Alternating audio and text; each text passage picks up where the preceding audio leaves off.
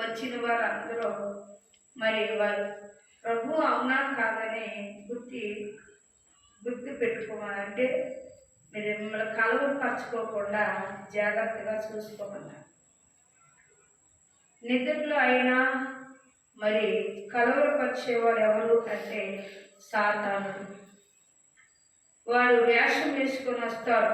వాడు వెలుగుతో ఒక వేషం ఉంది వాడికి, స్త్రీ కానీ పురుషుని కానీ వేషం వేసుకొని పండుకున్న కానించి వాడు వేషధారి కనుక లేపి స్వప్నకాలం ముందు చెరతలంపులు కూడా తీసుకొస్తాడు. కానీ ఏంటి యేసు ప్రభు గారు మీరు కలవరపడుకోకుండా ఉండండి, చూసుకోండి అని మరొకసారి ఆయన వెంబడించిన శిష్యులతో చెప్పినట్లు చూస్తూ ఉన్నాం. ఎవరో మిమ్మల్ని మోసగించకుండా చూసుకోవాలని చెప్పి నా పేరిట వచ్చి నేనే అని ఆయన చెప్పి అనేకులు మోసగిస్తారు. మీరు యుద్ధమును గురించి యుద్ధ సంసారం గురించి యుద్ధ సమాచారమును గురించి విన్నప్పుడు కలవరపడకండి. ఇవి జరగబోవలసిన కానీ అంతము వెంటనే రాదు. యేసుక్రీస్తు వారు మీరు జాగ్రత్త పడండి, ఎందుకంటే సాతానుడు వేషం ధరించి ఉన్నాడు. అది వేషధారు. అది ఏం చేశాడ? అది వేషధారు. అది చేసిన కీర్తి పనుల గురించి మీరు గ్రహించేవారుగా ఉండండి. ప్రభు నిన్ను ఎడబాయని అన్నాడు కదా. ఆయన ఎరిగిన వారు, ఆయన నమ్మిన వారు, ఆయన వెంబడించిన వారు ఎప్పుడూ కూడా ఆయన జరగబోయేవన్నీ సంఘటనలను తెలియపరుస్తారు. హల్లెలూయా, హల్లెలూయా, హల్లెలూయా. ఎప్పుడైతే ఆ మాటలు యేసుక్రీస్తు వారు శిశువులైన వారితో చెప్పి ఉన్నారు, జనములకను రాజ్యము లేచిను, అక్కడక్కడ భూకంపాలు కలిగిన. ఆ వచ్చుచున్నప్పుడు మీకు అర్థమవుతుంది అని ప్రభు సూచనలు కూడా చెప్పారంట. అంత వెంటనే రాదు. మనం చూసినట్లయితే కరోనా వచ్చింది, ఎంతమందినో చాలా మట్టుగా మరి తీసేసింది. పిల్లరా, మనం గ్రహించే వారిగా ఉండాలి, దేవుని యందు విశ్వాసం కలిగే వారిగా ఉండాలంట. మనం జాగ్రత్త పడాలి. అప్పుడు రాబోయే ఛాయలు బట్టి కొన్ని ఛాయలు మనము జ్ఞాపకం చేసి యేసుక్రీస్తు వారు చెప్తూ ఉన్నారు. మార్కు అధ్యాయంలో మరి 15వ అధ్యాయం అదే వచనము చూస్తే, ఉదయం కాగానే ప్రధాన యాజకులు, పెద్దలు, శాస్త్రులు, వారందరూ కూడా కలిసి ఆలోచన చేసి యేసును బంధించి తీసుకొని పోయి పిలాతునకు అప్పచెప్పుదుమని ఆలోచన చేశారు. అంటే పిల్లలు, యేసుక్రీస్తు వారు శిష్యులతో చెప్పిన మాటలు, మరి గుర్తులు మాకు కావాలని వారు చెప్పారు. ఆ గుర్తులు ఛాయలు ఏమిటి అని మనం చూస్తే పిల్లరా, ఏర్పరచబడిన జరగబోచున్నవి అన్నీ కూడా యేసు ప్రభు వారు ఆయన శిష్యులైన వారు ఏకాంతముగా కూర్చొని చెప్పినట్లు మనం చూస్తున్నాం. వాళ్ళు అడిగిన వాటిని అన్నిటికి కూడా చెప్పారు.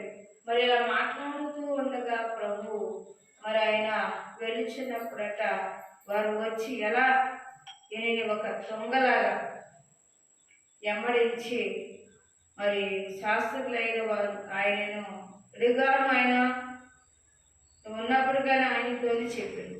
చూస్తారు, అప్పుడు వాక్యం సెలవిస్తుంది, ఆయన యందు మనం నిలబడినప్పుడు మరి యేసు ప్రభుని పట్టుకోవడానికి వాక్యంతో మరి పిల్లలు అయిన వారు మొత్తానికి కలవరపడే కదా. మరి వాగ్దానము రాజులకు రాజు అంటే ఇతని గురించి మనం ఎంతమే కాదు, మరి చెప్పిన మాటలను కూడా విన్నట్లు చూస్తూ ఉన్నాం.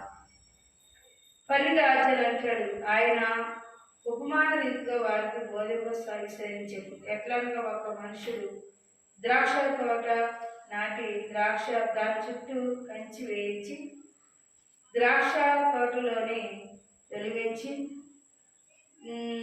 గురువులను కట్టించి కాపులకు దాన్ని కొత్త ఇచ్చి దేశాంతరం పోయాడు. పంట కాలం ముందు ఆ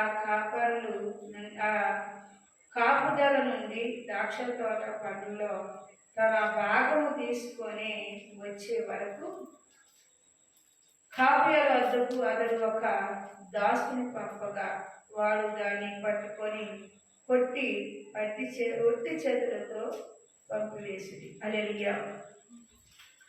యేసుక్రీస్తు వారు చెప్తున్న ఈ ఉపమానం, ప్రభు చెప్తున్న ఉపమానం ఏమిటి అని మనం చూస్తే, ప్రభు రాకడి ఎందును, ప్రభు భూమి మీదకు వచ్చినందుకును, ఆయన వచ్చి వాగ్దానము మరి ఆత్మరక్షణ కొరకు వచ్చి రక్షించు కొరకును ఆయన ఉపమానాలు చెప్పారు. ఈ శిశువులు ఎక్కడ వెలిచి గుర్తులు ఎప్పుడు జరుగుతాయి, ఇది ఎలా జరుగుతుంది, ఇది ఎప్పుడు జరుగుతుంది చాలా మంది అంటారు. మందిరంలోకి వచ్చిన తర్వాత ఇక్కడ జరగలేదు, వారాలు పెట్టుకున్నాం కదా, మరి ఇన్ని వారాలు అయిపోయింది కదా, మరి వస్తున్నాము, మరి ఏంటో కానీ ప్రభు మరి అమ్మా ఇట్లా జరుగుతుంది, ఇట్లా ఉంది అంటారు. నిజమే, నీ విశ్వాసం దృఢమైతే ఆయనకు అసాధ్యమైనది ఏం లేదట. విశ్వాసం కలిగి వాడు గట్టు పట్టుకుంటే చాలు, ఆయనకు అసాధ్యం చేయడానికి అసాధ్యమైనది లేదన్నాడు. అందుకే ఇక్కడ ఈ ద్రాక్ష తోటను గురించి చెప్పాడు. అతడు ఎక్కడికి వెళ్ళాడు? ద్రాక్ష తోట కట్టి తొలగించి గోధుమలను కట్టించి కాపురులకు దానిని గొత్తకిచ్చాడు. దేశాంతరం పోయాడు. పంట కాలమందు ఆ కాపుదల నుండి ద్రాక్ష తోట పంటలో తన భాగమును తీసుకొని వచ్చుటకు కాపరుల యొద్దకు అతడు ఒక దాసుని పంపగా ఉపమానం చెప్పాడు. ఈ గుర్తులు ఎప్పుడవుతాయి, ఎప్పుడు జరుగుతాయి? ఎవరు అడుగుతున్నారు? చూడండి, ఎవరు అడిగారు? పేతురు గారు, యోహాను గారు, యాకోబు గారు, అందే గారు, వీరందరూ యేసుక్రీస్తు వారు శిష్యులై ఉన్నారు. వాళ్ళు వెలిచి ఉండగా ఏకాంతంగా ఎప్పుడైతే ప్రభు ఉన్నారు, వెంబడిస్తున్నారు కనుక ప్రభువుని అడిగేవారుగా ఉన్నారు. ప్రభు గుర్తులు చెప్తున్నారు. ఎందుకంటే ఇది జరగబోయే ఛాయ ఇట్లాంటివి, భూకంపాలు ఎలా వస్తాయని చెప్పారు ప్రియులారా. అవి సడన్గా ఎలా పడితే ద్రాక్ష తోటల గురించి యేసుక్రీస్తు మరొకసారి చెప్పినట్లు చూస్తున్నాం. వాళ్ళకి చెబుతూ ఉండగా అంతటా పట్టి కొట్టి వేసిరి, ఒట్టి చేతులతో పంపివేసిరి. మరలా అతడు మరి యొక్క దాసుని వారి వద్దకు పంపగా వారు దాన్ని తల గాయపడి, యేసుక్రీస్తు వారు ఏం చెప్తున్నారు అంటే, భూమి మీద ఆత్మలు కాసే కాపరగా యేసుక్రీస్తు వారు భూమి మీదకు వస్తే పాపం ఎరగిన వాడు, మరి ఆయన ఎవరిని ఒక్క మాట అనింది కూడా లేదు. అయినా సరే లోకంలో ఉన్న సాతానుడు అనగా ఆయన ఈ భూమి మీదకి వచ్చిన తర్వాత ఆయన ఏం చేశారట, మరి పాపం చేసేవాళ్ళగా నిలబెట్టాడు. ద్రాక్ష తోట అంటే ఎవరు పోయినారా? యాభర్ గారు 15 ఆజ్ఞలు రాసింది నిజమైన ద్రాక్షని, మీరు తీగులు ఫలించేవారు అన్నారు. నిజమైన ద్రాక్షవల్లి ఆయన భూమి మీదకి వచ్చాడు, మరి ఫలించ చేయాలని ఆశ కలిగి ఉన్నారు. కాబట్టి ఆయనలో ఉన్న వారి అందరూ కూడా ఎవరైతే ఆయనలో నిలిచి ఉంటారో ఫలిస్తారు. ఆయన నిలవలేని వారిని ఆ తీగులు బయట పారవేస్తానని కూడా చెప్పారు. అలాగే ద్రాక్ష తోటల గురించి కూడా చెప్తూ ఈ ఉపమానాలు ఆయన మరి వాళ్ళకు బోధిస్తున్నట్లు మనం చూస్తున్నాం. అయితే ఆ కాపు అతడను వారసులో యజమాని ఏమి చేయను, అతడు వచ్చి ఆ కాపుదల సంహరించి ఇదంతయు ఆ ద్రాక్ష తోట ఇచ్చును కదా. మరి చూడండి, వాక్యం సెలవిస్తూ ఉంది, యేసుక్రీస్తు వారిని పంపించిందే తండ్రి ఆజ్ఞను నెరవేర్చలేక వచ్చానన్నారు ప్రభు.